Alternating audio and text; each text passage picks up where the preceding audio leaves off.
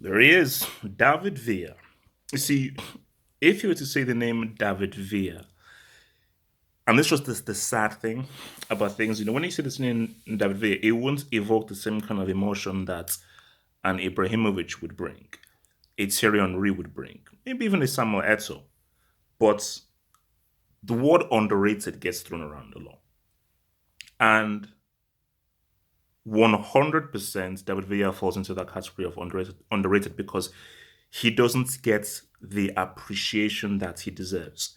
Because even when I could remember when he was at Valencia, I think it was him, David Silva, and so forth. And I was like, pretty good striker. As you know, most Spanish strikers are, technically good and everything. But this is what I always say. And I say this, it's not how many you score, it's when you score.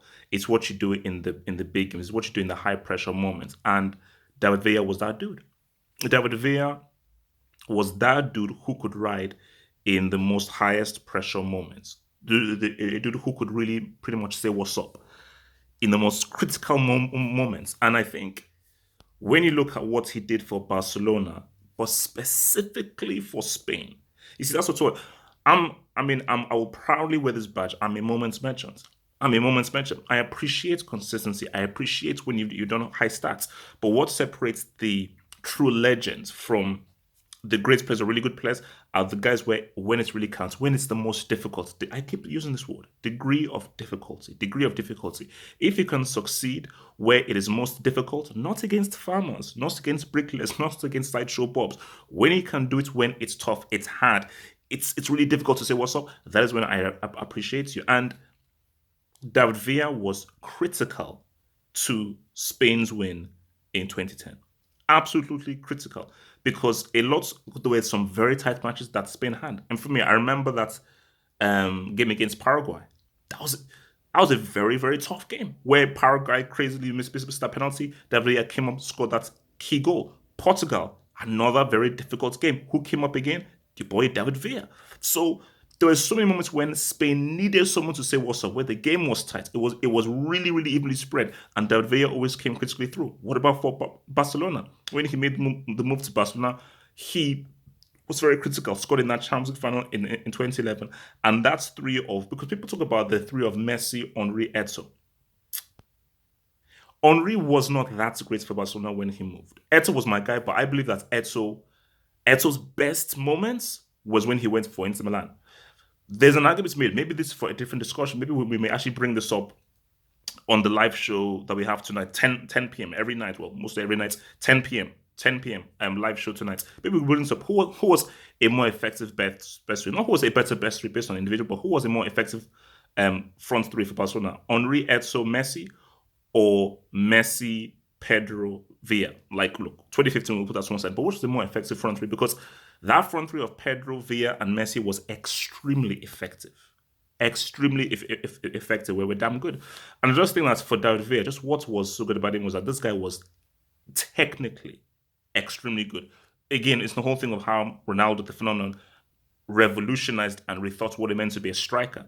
I think David Villa embodied that way. David Villa could easily play as a number 10. He could easily play as a spinning striker. He could easily play as a playmaker because his ball control was so good. Great low center of gravity, and just at the very core, he was a very good football player. So, apart from being a very good finisher, really good finisher, he really good finisher. I remember his goal against, I think it was Honduras in the group stages for the 2010 World Cup. A quality goal where he actually pretty much fell on the floor after he did that calling shot. But it's like his footballing ability. That's what I always look for. Again, moments merchant, um, on the ball merchant. Just his on the ball skills was just quality. So just think, for David Villa, I think people need to just think what he did in his career, how good he was technically, but what separates him from others is that because people talk a lot about Ibrahimovic. They talk a lot about Ibrahimovic. If in a high pressure game, I'm taking David Villa over Ibrahimovic. But David Villa doesn't have Ibrahimovic's personality, doesn't have his PR group. It's just him. It's just dude.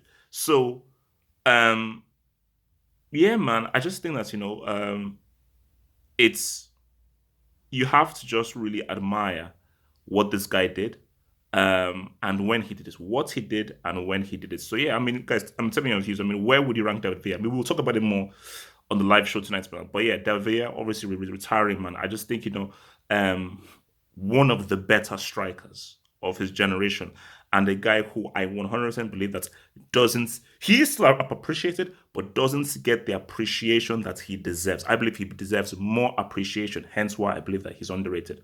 Guys, remember to like the vid, remember to share the vid, and if you're new, remember to subscribe to daily footballing content, and the link below. Follow me on Twitter and join me and help support your boy by becoming a Patreon. All the links are in the description box below, right there. See you tonight, live show. Peace out.